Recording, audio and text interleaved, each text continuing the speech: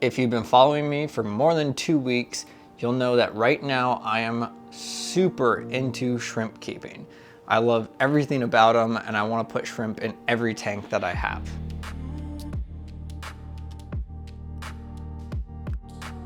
Right now, I've currently got an entire tank dedicated to red cherry shrimp, including a breeding setup, and an entire tank dedicated to blue Rili shrimp. And as of about 2 weeks ago, I now have a tank dedicated to red galaxy Pinto shrimp. Now, obviously there are more than 3 types of shrimp out there. I fully intend to keep a ton more. I just have to set up more tanks for that to work. But in this video, I want to highlight the shrimp that I do have and tell you how to take care of them and what you need to get a successful shrimp colony out of that species. Let's get right into it. Oh, before I go any further though, if you're new to the channel, welcome. And if you're a returning subscriber, thank you for your support. Now let's talk about the shrimp. All right, starting off, we have the red cherry shrimp, scientifically known as Neocaridina davidi.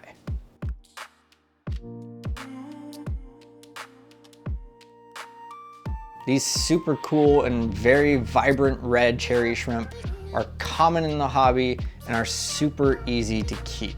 I've been keeping these guys in all my aquariums over the last 4 years, and I've never had any issues with their health. These shrimps can grow up to 2 inches in length and can range in color from anywhere to a clearish red to a bright fire red color.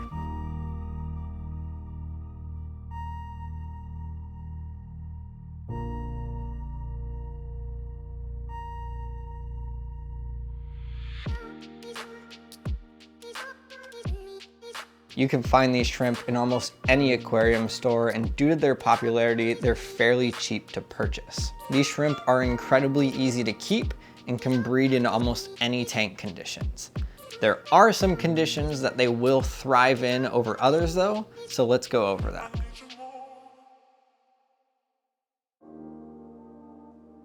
Red cherry shrimp like to be in water temperatures around 70 degrees Fahrenheit, but I've kept them for 4 years in much colder conditions, roughly around 60 to 65, probably around 65 degrees, and they've done just fine. But the ideal temperature for these guys is 70 degrees.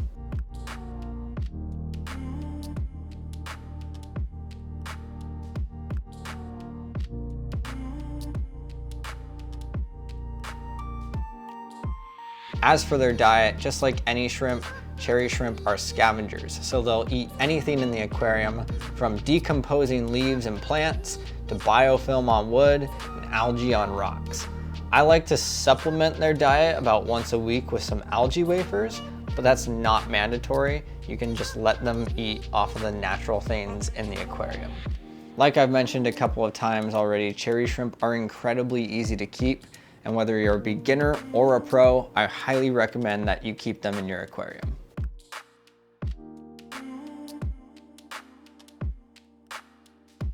Moving on, we have the blue Rili shrimp, scientifically known as Neocaridina davidi blue Rili.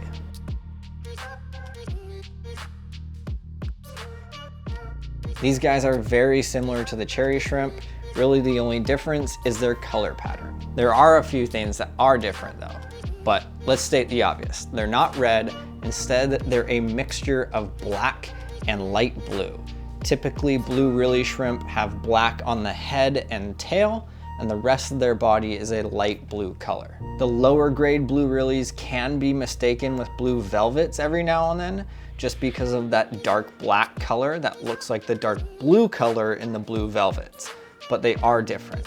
I love these shrimp, and when kept in the right conditions under a quality light, they are beautiful to look at. Now, since they are a darker color, they can be a little bit difficult to see in your aquarium, unlike the red cherries. But like I said, if you have a quality light that really is bright and brings out the colors, they're beautiful. Just like the red cherry shrimp, these guys can grow up to 2 inches in size and can live up to 2 years in captivity. They like to be kept in 70-degree temperature water, but if you keep them around 65 like I do, they'll be perfectly fine.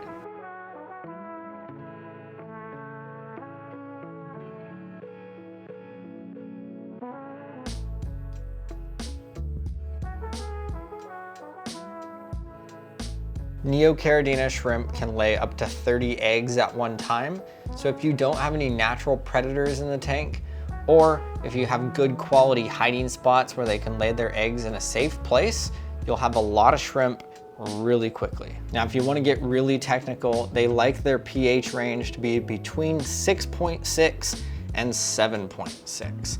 They also like a TDS range between 100 and 300 ppm. Blue Rili shrimp are an awesome addition to any aquarium you put them in, and that two-tone color is just something super cool to see on a shrimp. If you don't already keep them, I highly recommend giving them a shot because I don't think you'll regret it.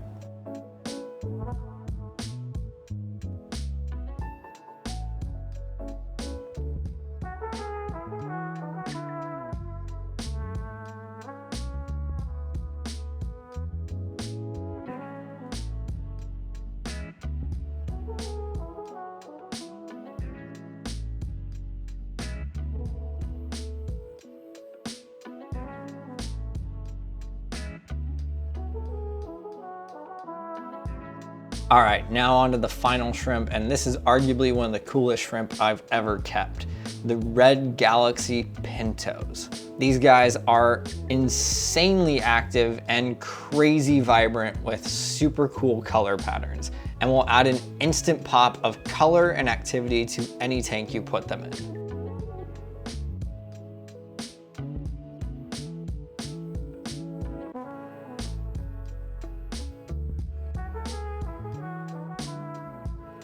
These little guys are awesome to keep, and if you have them in the right parameters, I guarantee you won't regret putting them in your aquarium. Now, these guys are gonna be a little tougher to keep than the Neocaridina, which means their price is gonna be a little higher. But if you're willing to invest into slightly more expensive shrimp, I guarantee you're gonna get great results with these guys. Now, I personally have not kept these shrimp for a super long time, but in the short time that I've had them, I've really enjoyed them, and they're definitely my favorite shrimp I've ever kept.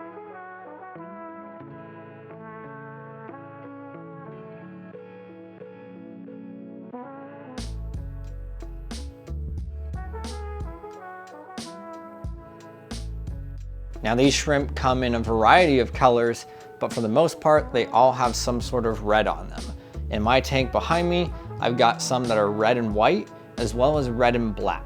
Either way, these guys are super cool to keep, and if you have darker substrate or darker hardscape, these guys are absolutely going to pop off in your tank with their colors.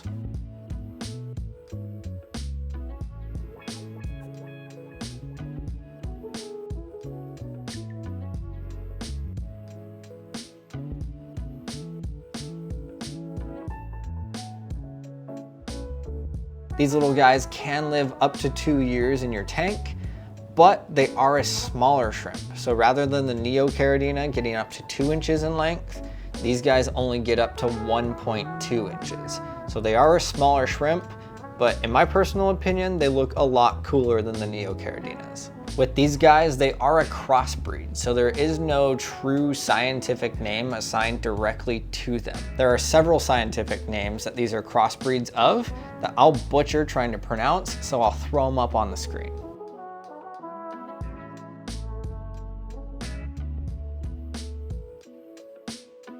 Now, these little guys are a little more difficult to take care of than the Neocaridinas. They like to be in a temperature range between 64 and 76 degrees with a TDS of 100 to 200 ppm. Along with the TDS and the temp, you should also keep these guys in a pH range between 6.0 and 7.5, with a GH of 4 to 6 and a KH between 0 and 2. Now, I know all these parameters can get a little confusing when we're talking about 3 different shrimp, so to make it easy, for each shrimp, I'll put their parameters down in the video description, and you can check it out after this video is over.